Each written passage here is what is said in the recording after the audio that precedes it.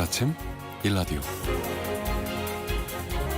안녕하십니까. 오늘 아침 일라디오 아나운서 정은혜입니다. 올여름 전국 곳곳에 극한 폭우 피해가 심각했는데요. 반대로 극한 가뭄에 시달리는 지자체가 있었습니다.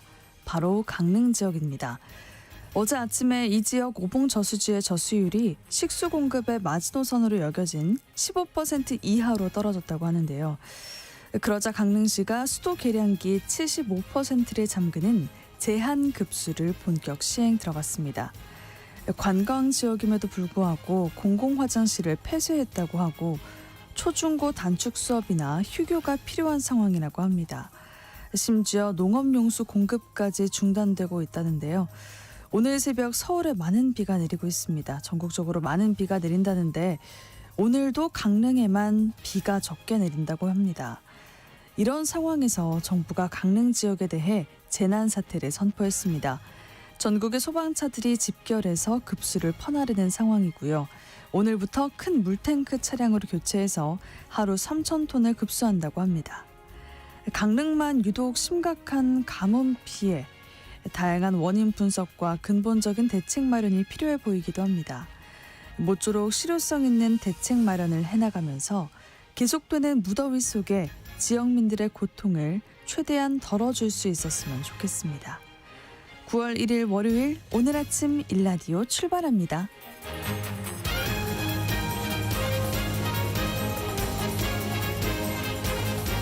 오늘 아침 일라디오 이 시간은 물론 KBS 일라디오의 모든 프로그램은 유튜브 KBS 일라디오 공식 채널이나 모바일 콩 어플리케이션을 통해서 실시간으로 함께하실 수 있습니다. 매주 월요일 이번 주 농작업 정보 시간 준비가 되어 있고요. 물건 탐구 생활 시간에는 한미 정상회담에서 화제가 된 나무펜과 목공 용품에 대해서 이야기 나눠보도록 하겠습니다. 오늘 아침 PB센터 시간에는요. 중국 증시가 최고점을 기록하면서 다시 돈 몰리고 있는 중국 투자에 대해서 살펴볼게요. 네, 청취자 여러분들이 참여하실 수 있는 퀴즈 드리겠습니다. 오늘부터 은행을 비롯한 금융사의 예금 보호 한도가 올라갑니다. 예금자 보호제도는 금융사가 영업정지나 파산 등으로 돈을 돌려줄 수 없을 때 이 금액까지 예금자의 돈을 보장해주는 제도인데요. 지금까지는 5천만 원까지 보호를 해줬고요. 오늘부터는 얼마까지 보호해줄까요? 보기 드리겠습니다. 1번 1억, 2번 10억. 정답자에게는 추첨을 통해서 농촌진흥청에서 제공하는 흑삼 세트를 한 분께, 향긋한 커피를 드실 수 있는 모바일 커피 쿠폰 4분께 드리도록 하겠습니다. 방송에 참여하실 분들은요. 단문 50원, 장문 100원이 되는 유료 문자 샵 9730, 샵 9730으로 보내주세요. 유익한 정보와 살아있는 이야기가 있습니다. KBS 오늘 아침 일라디오.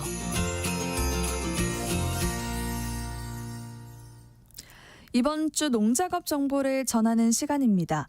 새로운 열 가공 기술을 통해서 혈당을 조절하고 장 건강에도 도움이 되는 쌀이 개발이 됐다고 합니다. 이 소식부터 살펴보도록 하겠습니다. 농촌진흥청 대변인실 박승무 농촌지도관님 전화 연결되어 있습니다. 안녕하세요. 네, 안녕하세요. 네, 어떤 쌀 소식인가요? 네, 도담쌀은 일반 쌀보다 아밀로스 함량이 2배 이상 높은데요. 또 소장에서 다 소화되지 않고 대장에서 발효되는 저항 전분을 10% 이상 함유하고 있습니다.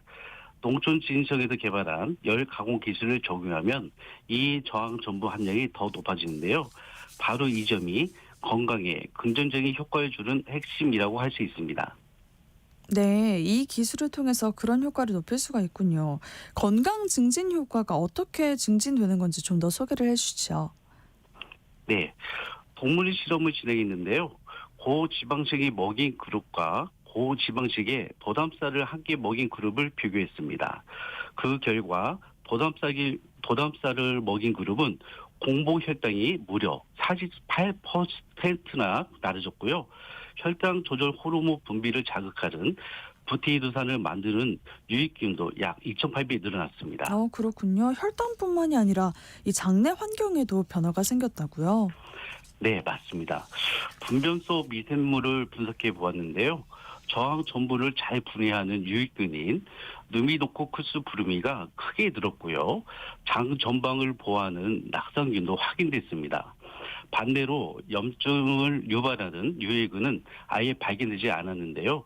장 건강 개선 효과가 뚜렷하게 나타난 것을 의미합니다. 네, 산업적으로도 활용성이 클 것 같아요. 네, 현재 도담살을 원료로 한 저항 전문 증대 가공 기술, 또 비만 당뇨 개선 식품 제조 기술이 여러 업체에 기술 이전됐습니다. 앞으로는 간편식 등 다양한 가공 제품으로 소비자들이 쉽게 접할 수 있을 것으로 기대됩니다. 네. 이렇게 밥 한 그릇에 담긴 과학의 힘이 느껴집니다. 다른 소식도 살펴볼게요. 저희가 고구마는 보통 뿌리 부분을 먹는데 잎과 순에도 이 건강에 좋은 성분이 가득 들어있다고 합니다. 어떤 성분이죠? 네. 카페오일 퀸산은 폴리페놀 성분인데요. 황산화 작용과 혈당 조절에 도움을 주는 물질입니다. 보통은 커피나 아티초코 같은 식물에 많이 들어있다고 알려져 있는데요. 고구마의 지상부, 그러니까 순과 잎, 줄기에도 상당히 많이 들어있습니다.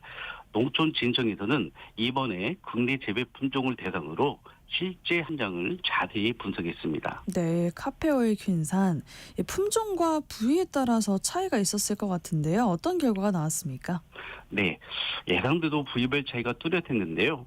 특히 어린 순과 잎에서 높은 함량이 나타났습니다. 하얀미 품종은 어린 순 100g에 4,600mg, 잎 100g에 2,300mg이 들어있었는데요. 이는 아티초크의 평균 함량과 맞먹거나 오히려 더 높은 수준이고요. 또한 통째로 품종의 어린 순에서도 1,493mg이 확인됐습니다. 네, 우리가 버리거나 또 잘 활용하지 않던 부분이 이렇게 가치가 있는 식재료였네요. 근데 단순히 이렇게 함량이 많다는 것 말고 실제 효능 실험도 했다고요? 네, 맞습니다. 황산화 활성을 확인하고 또 혈당 조정 관련 시험도 진행했습니다. 고구마소 3 카페오일 퀸산은 혈당 강화제로 쓰이는 아까 보수보다 알파 글루코시 데이즈 억제 효과가 최대 5배나 높게 나타났는데요. 이는 식후 혈당 조절에 중요한 역할을 할 수 있다는 것을 의미합니다. 고구마 어린 순과 또 잎이 단순한 채소가 아니라 기능성 식품 소재로서도 활용될 것 같은데요. 네, 그렇습니다. 품종에 상관없이 어린 순과 잎에 유익한 성분이 풍부하게 들어있기 때문에 앞으로는 고구마 지상부 전체를 기능성 식재료로 활용할 수 있을 것으로 기대됩니다. 또 통째로 호품리 같은 품종은 잎자주가 길고 굵어서 손질하기 쉽고 건조에도 형태가 잘 유지되어 가공식품이나 건나물 형태로도 활용성이 높습니다. 네, 앞으로도 어떤 연구나 보급 계획 있으신지 궁금합니다. 네, 이번 연구로 고구마 어린 순과 잎의 기능성을 확인한 만큼 앞으로는 지상부 활용법을 다양하게 개발하고요. 전용 품종을 확대 보급해서 가공식품 산업 소재로 널리 활용할 계획입니다. 끝으로 농작업 정보 한 가지 더 알아보도록 하겠습니다. 지금 고추 수확이 한창인데요. 세척이나 건조 같은 관리가 중요하다고요. 네, 수확한 고추는 음지에 잘 펴 널어서요. 2에서 3일 정도 후숙을 시키면서 변동 고추는 제거하고 사색시킨 다음에 세척해서 건조해 주시면 되는데요. 열풍 건조를 할 경우 55도에서 60도로 36시간 유지하면서 충분하게 제습을 해 주셔야 합니다. 열풍 건조에서 수분을 40에서 80% 정도로 건조한 다음에 하우스에서 건조해 주셔야 합니다. 그리고 건고추의 유통 시 수분 함량은 14% 이하로 말려야 하는데요. 말린 고추를 흔들어 보면 씨앗이 흔들리는 소리가 날 때가 있습니다. 이때가 수분 함량이 대략 13% 내외니까요. 확인하시면 가능합니다. 네, 이번 주 농작업 정보 여기까지 듣도록 하겠습니다. 농촌진흥청 대변인실 박승무 농촌지도관이었습니다. 고맙습니다. 네, 감사합니다.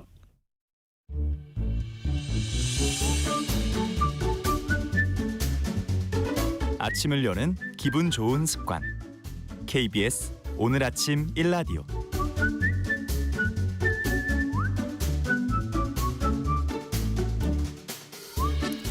물건 속 이야기와 라이프 스타일, 그 사용 가치를 생각해보는 물건 탐구 생활 시간입니다.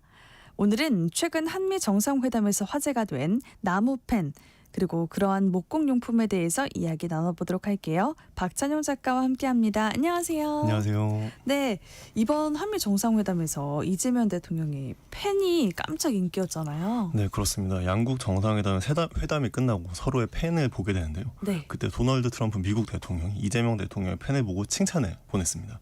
그래서 이재명 대통령 역시 이 펜을 드려도 되겠냐라고 굉장히 순발력 있는 자세를 취하셨죠. 그래서 그 펜을 도널드 트럼프 대통령도 받아서 굉장히 훈훈한 광경이 연출됐습니다. 그 이유가 이게 일반적인 만년필이 아니라 사인펜에 심을 넣은 펜이기 때문에 대통령이 반응한 것 같습니다. 아, 이게 사인펜이었어요? 예. 도널드 트럼프는 역대 미국 대통령과 달리 만년필이 아니라 사인펜으로 서명을 합니다. 이것도 도널드 트럼프 대통령의 특징 중에 하나인데요. 역대 미국 대통령은 미국에서 생산한 고급 만년필로 사인을 하고 있었습니다. 그런데 도널드 트럼프 대통령은 평소에 뭐 햄버거를 먹고 콜라를 마시는 실용적인 모습을 보여왔거든요. 네. 그 사인펜 역시 굉장히 저렴한 미국산 사인펜으로 사인을 하고 있었습니다. 그래서 그 펜을 1기 트럼프 때부터 사용하다가요. 해당 펜 업체에 백악관, 화이트하우스라는 문구를 새긴 버전을 새로 주문해서 그걸 사용하고 있다고 합니다. 그래서 이재명 대통령이 그걸 알았는지 보통 사용하는 만년필이 아니라 사인펜을 씀으로써 도널드 트럼프 대통령의 눈에 잘 보이는 효과를 거뒀다고 볼 수 있겠습니다.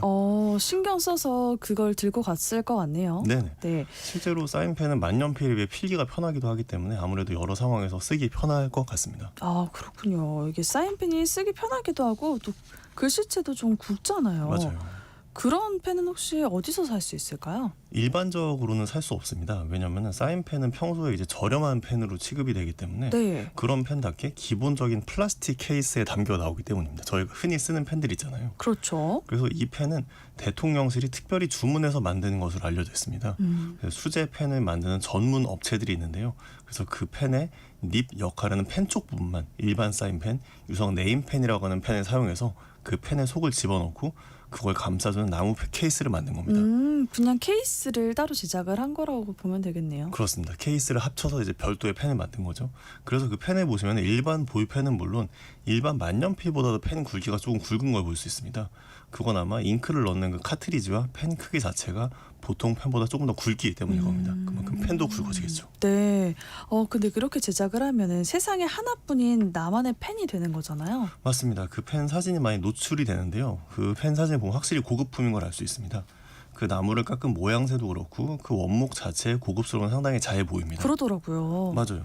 거기 더해서 이제 펜을 고정하는 역할을 하는 그리고 펜의 앞뒤를 마무리해주는 금속 부품들 역시 굉장히 잘 만들어져 있는 걸 볼 수 있습니다. 그래서 맞춤 펜 공방에서 볼 수 있는 물건답게 굉장히 고급스럽게 제작한 맞춤 상품이라고 볼 수 있겠습니다. 실제로 그 펜을 제작한 업체는 이미 전국적으로 알려져 있고요. 그 펜이 유명해지면서 역시 유명세를 타서 여러 언론 매체에 많이 소개되기도 했습니다. 근데 왜 이렇게 많은 사람들이 이제 그 펜을 갖고 싶어 할 것 같은데 그 펜을 만든 공방이 알려졌다고 하지만 이제 그 공방이 당분간은 주문을 안 받겠다라고 했다면서요. 그렇습니다. 제가 사실은 그 정상회담이 나온 직후에 제가 연재하는 신문 칼럼에 적은 얘기가 있었는데요. 네. 이 펜은 좋은 펜이 확실하지만 대량 생산은 쉽지 않을 것이다 라는 말을 적은 적이 있었어요.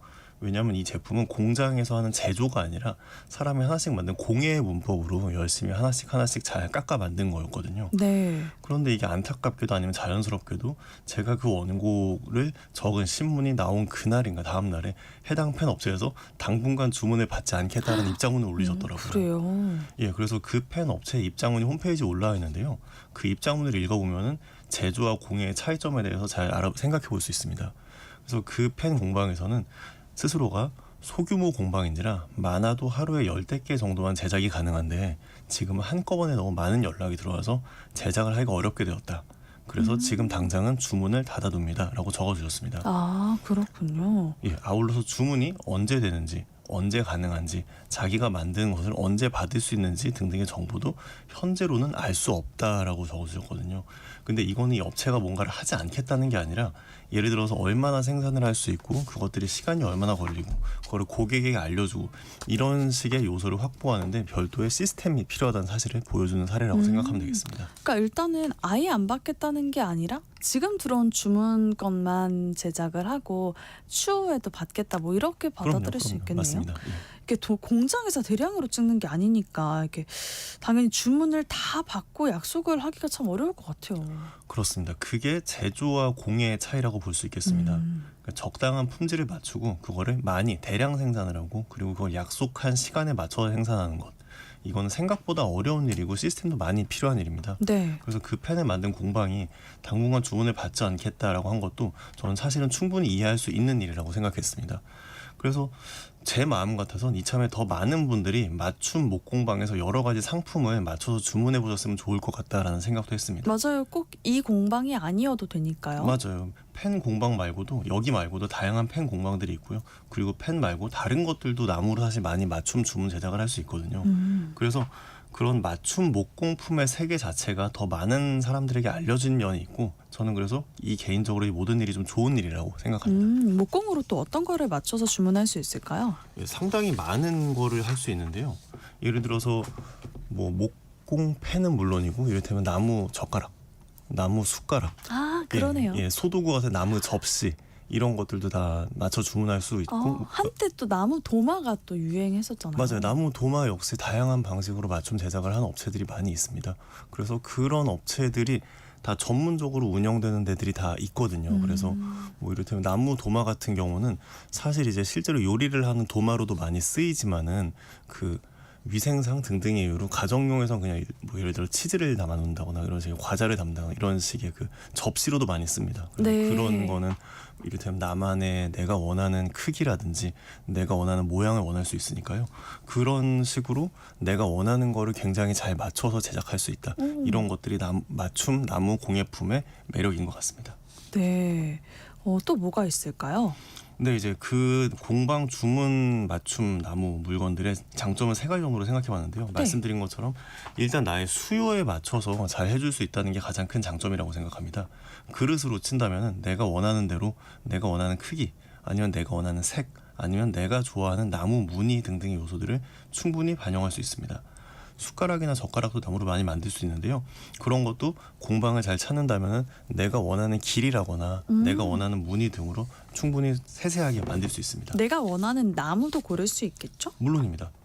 아울러 실제로 만든 사람의 손맛을 느낄 수 있다는 점 역시 사람에 따라 장점이 될 수 있겠습니다. 저는 공산품과 공예품 사이에는 우열이 있는 게 아니라 차이가 있는 거라고 생각하는데요. 우열이 아니라 차이요? 예. 오. 그래서 공예품 특유의 약간은 좀 특히 목공품 같은 건 조금 덜 정형적이어도 사람의 손이 느껴지는 건 손맛이 볼 수 있다고 있습니다. 네. 확실히 사람이 다 칼로 깎아서 만들거나 그렇게 만드는 거니까요. 그래서 그 물건의 맨 마지막 부분, 그 제조의 끝단까지 사람들이 더 많은 정성을 기울이고 그거를 우리 같은 사용자들 느낄 수 있다는 것도 장점이라고 생각합니다. 그러겠네요. 예, 그래서 수요에도 맞춰주시고 사람의 손맛도 느낄 수 있는데 사실은 그런 것 치고는 가격이 많이 비싸지 않은 공방 공예품도 생각보다 많습니다. 저는 그것도 장점이 될 수 있다고 봅니다. 공예품 중에서는 공예품이기 때문에 생각보다 가격이 좀 많이 나가는 것도 물론 있죠. 그렇죠. 예. 아무래도요. 네, 그런데 이제 나무 공방 같은 경우에는 뭐 새로 문을 여시는 신님분들도 많고 소박하게 진행하시는 분도 많기 때문에요. 이를테면 고급품 가게에서 판매하는 제품보다는 생각보다 조금 가격이 좀 괜찮은 것들도 있을 수 있습니다. 예, 그래서 그런 것들을 잘 찾아보시면서 내가 원하는 물건을 찾아보거나 주문을 하거나 아니면은 그분들이 만든 하나밖에 없는 제조품들 중에서 나에게 잘 맞는 것을 찾아서 구매하는 것도 저는 요즘 세상의 재미일 중 하나일 것 같습니다. 근데 또 알아보니까 공방에서 내가 직접 만드는 것을 체험할 수 있는 그런 프로그램도 많이 있더라고요. 직접 배워볼 수 있는 곳들 많지 않을까요? 네, 맞습니다. 이게 공방 데이트 코스 같은 게 있어가지고요. 네.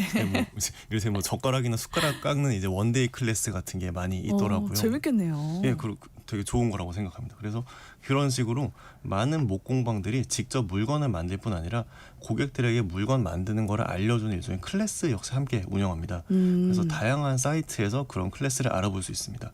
그래서 방금 말씀드린 것처럼 단순히 어떤 취미로 아니면 나의 반나절 활동으로 내 물건을 만들어 보려는 분들도 있고요.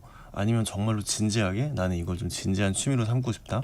아니면은 이게 과연 내 새로운 진로가 될 수 있을까? 이런 식으로 좀 진지하게 접근하시는 분들 생각보다 많으세요. 그래서 그런 식으로 인생의 다른 장을 열어보시려는 분들 아니면은 정말 나만의 물건을 내 손으로 만들어 보고 싶다라는 그런 분들 그렇게 다양한 수요로 많은 목공방들이 회원제 혹은 고객을 받으면서 운영하고 있습니다. 그래서 목공으로 만들 수 있는 물건도 생각보다 다양한데요. 네. 뭐 하루 이틀 정도 만들 수 있는 뭐 도마나 숟가락, 뭐 이런 접시 같은 걸 만들어 보는 클래스도 있고요. 춘천에는 만드는 데만 몇 달이 걸리는 나무 카누 같은 거를 자기 손으로 만들어 볼 수 있는 클래스. 우와, 카누요? 예, 카누를 만들어 볼 수 있는 클래스가 실제로 있습니다. 예. 그래서 여러분들도 한번 생각나신 김에 이런 식으로 많이 알려진 펜을 통해서 세상에는 나무 소기용품도 많이 있구나. 그리고 그런 것들을 나도 손쉽게 주문하거나 조금 더 노력하면은 직접 내가 만들어 보면서 뭔가를 만들어 나가는 기쁨이나 과정을 내가 느낄 수 있구나. 이런 걸 한번 해보셨으면 좋겠습니다. 와, 다 만들고 나면 그 뿌듯함이 이루 그렇죠. 말할 수 없을 것 같아요. 내가 만든 숟가락으로 이제 밥이라도 먹으면 정말 좋겠네요. 예, 이런 공방들이 또 상당히 많은 곳들이 개인 사업체 중에 작은 곳들이기 때문에요. 네. 그 동네 업체들과 상생을 한다는 소박한 기쁨도 느낄 수 있을 것 같습니다. 그렇군요. 그래서 아까 말씀하신 대로 즐거움도 없고 또 상생의 의미도 있고 정말 좋을 것 같은데 예. 이 맞춤 목공방이나 목공 클래스 같은 거는 어디서 찾아볼 수 있을까요? 일일이 정리해주는 매체 같은 게 있으면 참 좋을 텐데요. 아직은 그 정도까지는 아니어서요. 보통 일반 SNS나 뭐 대형 인터넷 카페 같은 데서 많이 정보가 나와 있습니다. 그래서 역시 또 많은 업체들이 각자 SNS 계정을 되게 많이 운영하고 있어요. 그래서 네. 사람들이 뭐 우리가 흔히 쉽게 쓰는 뭐 동영상이나 그 사진 위주 SNS 계정에 뭐 목공 공방이나 우리 동네 목공 같은 거를 키워드를 찾아보시면 쉽게 찾을 수 있을 것 같습니다.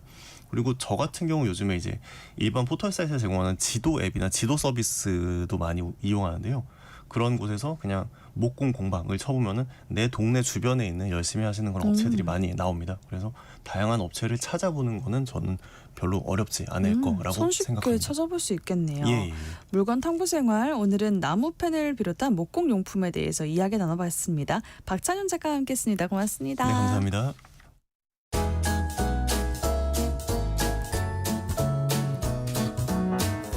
상쾌한 하루의 시작. KBS 오늘 아침 일라디오.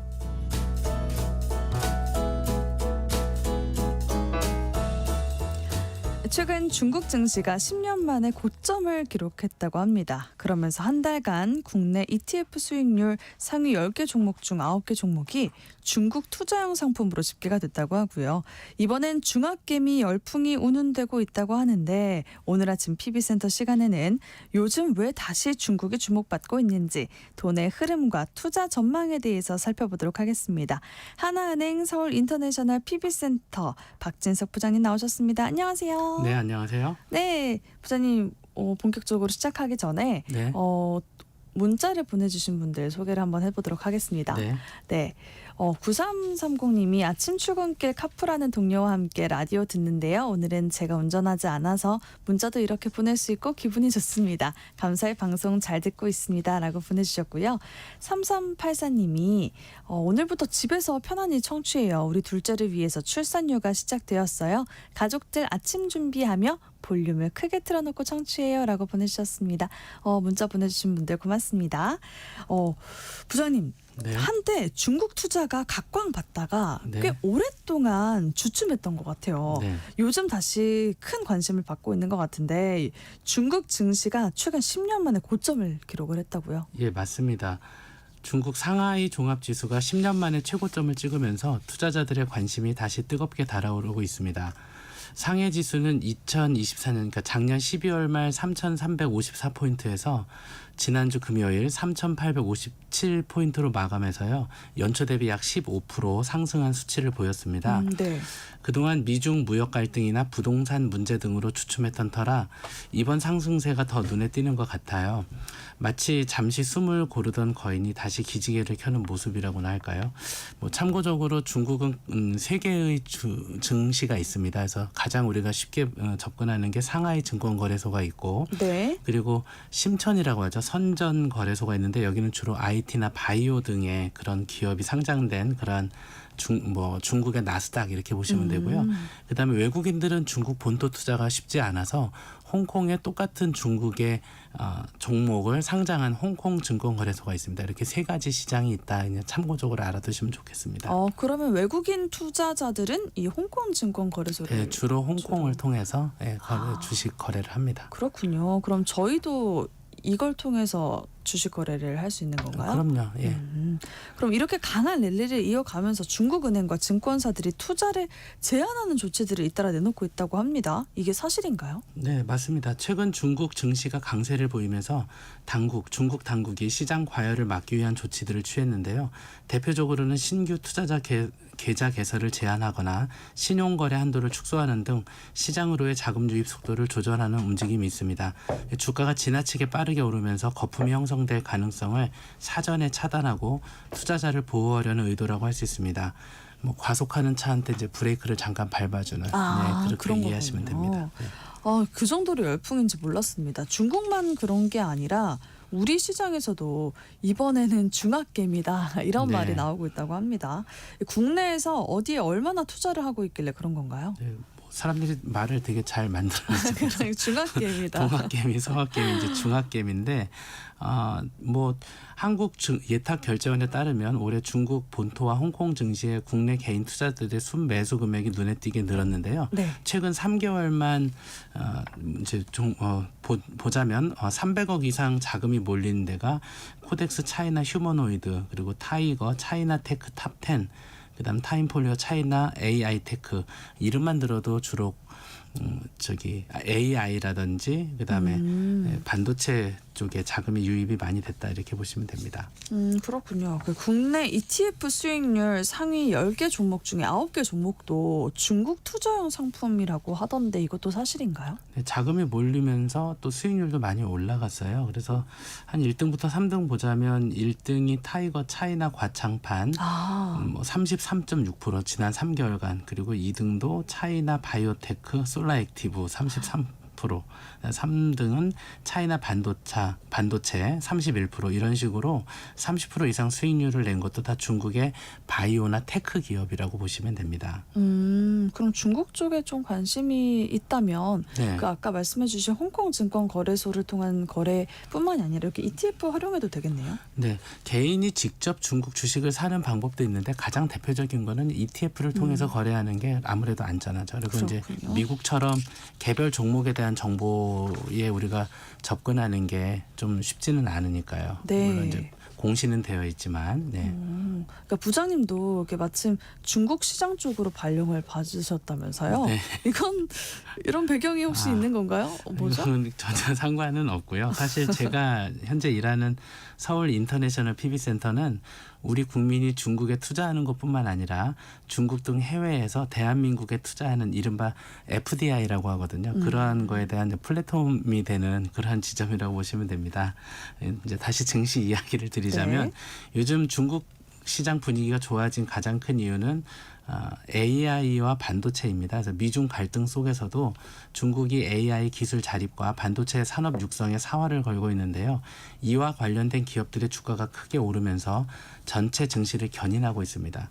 두 번째는 내수 회복 기대감인데요. 중국 정부가 소비 촉진을 위한 다양한 정책을 펴면서 경제 활성화에 대한 기대감이 커지고 있는 거죠. 뭐 더 잘 아시다시피 우리 그 정부에서 어떤 정책을 했을 때 그 정책 효과가 가장 잘 미치는 나라를 예상한다면 사실 중국이거든요. 뭐 네. 공산당 아니겠습니까? 그렇죠. 예. 그래서 정부에서 어떤 정책을 발표했을 때 시장에서 즉각적으로 반응하는 그런 특성을 가지고 있습니다. 그러니까 이게 중국도 한동안 침체되던 분위기가 이제 많이 바뀌고 있는 모양이네요. 네. 일단 우리 투자자들도 재미를 보고 있다는 그 중국 ETF 시장 급성장 어떻게 보시는지 궁금합니다. AI와 반도체 강세라는 장기적으로 중국 증시의 중요한 성장 동력이 될 가능성이 높아요. 네. 중국은 거대한 내수 시장을 기반으로 AI, 반도체 분야에서 독자적인 기술력을 키우고 있는데요. 특히 칭화 유니그룹 같은 반도체 기업이나 바이두, 알리바바 같은 AI 기술 기업들의 성장이 기대됩니다. 물론 미중 갈등이라는 변수가 있지만 중국 정부가 이 분야에 막대한 투자를 아끼지 않는 만큼 장기적인 성장 흐름을 이어갈 것으로 보고 있습니다. 하지만 기술 개발 경쟁이 치열한 만큼 변동성도 클 수 있다, 이렇게 말씀드리겠습니다. 맞아요. 늘 그 변동성을 경계해야겠다라는 생각이 듭니다. 네네. 크게 어려워진 그런 학습 효과들이 있잖아요. 네. 근데 중국 투자 매력을 높이는 요인 중에 네. 국영 펀드와 또 보험사 같은 자금이 수혈이 되고 있다고 하고요. 네. 규제 완화 조치도 있다고 하던데 이건 어떤 내용인지 어떻게 해석해봐야 할지 알려주세요. 중국 증시를 끌어올리는 중요한 요인 중 하나는 바로 이제 정책적인 지원이다 이렇게 말씀드리는데 최근 중국 정부는 경기 부양을 위해 국영 펀드를 통해 시장에 자금을 공급하거나 부동산 및 금융시장에 대한 규제를 완화하는 조치를 취하고 있습니다. 네. 예컨대 국영 펀드인 중앙 후이진 투자공사가 자국 은행 주식을 대량 매입하면서 시장에 안정감을 주기도 했죠. 또 부동산 개발업체에 대한 대출 규제를 완화하면서 부동산 시장의 연착륙을 유도하려는 움직임도 보이고 있습니다. 이런 조치들은 시장 참여자들에게 정부가 시장을 방어하고 있다는 신호를 주면서 투자 심리를 회복시키는 효과를 가져오고 있습니다. 아, 그렇군요. 그럼 그 밖에도 중국 투자를 권하실 때 네. 투자 매력으로 좀 꼽을 수 있는 점들 뭐가 있을까요? 일단 오늘 제가 중국에 대해서 너무 이렇게 긍정적인 이야기만 네. 많이 드리고 있는데 일단 긍정적인 계속 가시죠. 그래서 성장 잠재력이 첫 번째죠. 아무래도 중국은 여전히 세계에서 가장 빠르게 성장하는 그런 경제 중 하나이고요. 네. 거대한 인구와 내수 시장을 바탕으로 첨단 기술, 전기차, 신생 에너지 등 새로운 산업에서 계속해서 기회를 만들어내고 있으니까요. 그리고 둘째는 글로벌 시장 영향력이에요. 이제 중국 경제는 더 이상 중국만의 문제가 아니라 글로벌 공급망과 소비 시장에서 차지하는 비중이 매우 크기 때문이죠. 세 번째는 개인적인 내피셜도 좀 들어갔는데요. 네.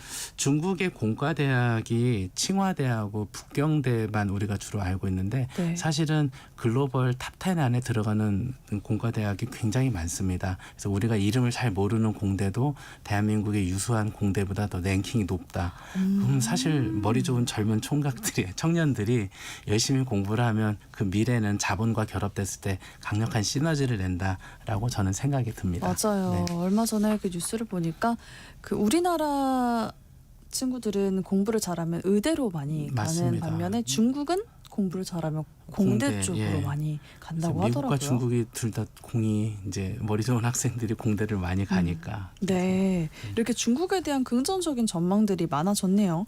네. 그러면은 그 ETF를 비롯해서 투자에 관심이 이제 계속 생길 것 같은데 네. 국내에서 중국에 안전하게 투자할 수 있는 방법 대표적으로 뭐가 있고 또 어떤 장단점이 있는지 정리를 해주시면 감사하겠습니다. 아까 말씀드린 대로 ETF가 이제 대표적인 그런 투자 방법인데요. 네.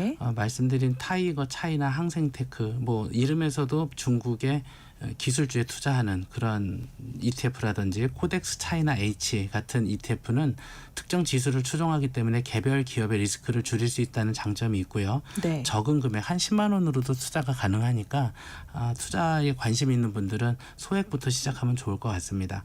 그리고 아까 중국 본토에 개인이 투자하는 거 좀 어렵다고 말씀드렸잖아요. 그러니까 그런 거는 이제 펀드를 통해서 본토에 투자할 수가 있고 ETF를 통해서도 본토에 투자할 수가 있습니다. 그렇군요. 그 이름부터 그 차이나가 들어가니까 어떤 게 네. 중국 주식인지 다 보이긴 하겠네요. 그렇죠. 인터넷에 그냥 차이나 관련 ETF 하면은 뭐 한 20-30개가 쭉 나오니까요. 그렇군요. 그 미중 간의 갈등이나 관세 이슈 또 AI 버블론 이런 다양한 변수들이 계속 신경이 쓰일 것 같거든요. 네. 이런 점들은 어떻게 유의해야 할지 그 리스크 관리 부분에 대해서도 말씀해 주세요. 네, 뭐 사실은 미중 갈등이 가장 큰 변수입니다. 미국의 대중국 제재가 강화되면 관련 기업들의 주가가 급락할 수 있고요. 네. 또 AI 버블론도 있어요. AI 산업의 성장 가능성은 높지만 주가가 기업의 실제 가치보다 과도하게 오르면 거품이 꺼질 위험이 있으니까요. 맞아요. 우리 2000년대 초반 IT 버블처럼요. 그런 일들이 있을 수 있다 이렇게 말씀드리고 정보의 불투명성도 약간의 리스크라고 보시면 됩니다. 중국 기업은 회계 정보 공개가 투명하지 않을 수 있어 투자 전에 충분한 조사가 필요하고요. 따라서 분산 투자하는 것이 좀 더 유리합니다. 네. 그 중국의 또 가장 어두운 부분이 있잖아요. 네. 최근에 중국 부동산의 상징인 헝다그룹이 국내 상장 폐지됐다는 소식이 들렸어요. 네. 이런 걸 보면은 참 여전히 중국 시장은 잠재되어 있는 구조적인 불안감 이런 걸 떨치기가 참 어렵다라는 생각이 듭니다. 이런 걱정거리는 또 어떻게 봐야 할까요? 네, 중국 부동산 문제는 여전히 해결되지 않는 그런 숙제라고 보는데요. 헝다그룹의 상장 폐지 소식은 중국 경제의 구조적인 불안정성을 단적으로 보여주는 사례입니다. 하지만 저는 이런 점을 너무 비관적으로 볼 필요는 없다고 생각하고요. 네. 중국 정부도 이 문제를 심각하게 인식하고 해결하기 위해 노력하고 있어요. 부실 기업을 정리하고 시장의 투명성을 높이는 과정이라고 볼 수 있습니다. 몸이 아플 때 병을 치료하기 위한 진통을 겪는 거다 이렇게 보시면 되는데 그래도 우리는 항상 조심을 해야 되긴 합니다. 그러니까 이렇게 불안한 것들이 좀 있다 보니까 주식 네. 투자할 때 그게 제일 힘든 것 같아요. 그래서 아까 질문 중에 안전한 투자 방법이 있는데 완전히 안전한 투자 방법은 없지요. 제 마음이 너무 들어갔죠. 네. 안전하게 투자를 하고 싶어서 상승 여력이 많은 만큼 변동성도 있다 이렇게 보시면 됩니다. 항상 그 변동성 네. 그 생각하면서 투자를 해야 할 것 같습니다. 네. 그렇다면은 현재 시점에서 중국 투자에 어떤 전략으로 접근하는 게 좋을까요?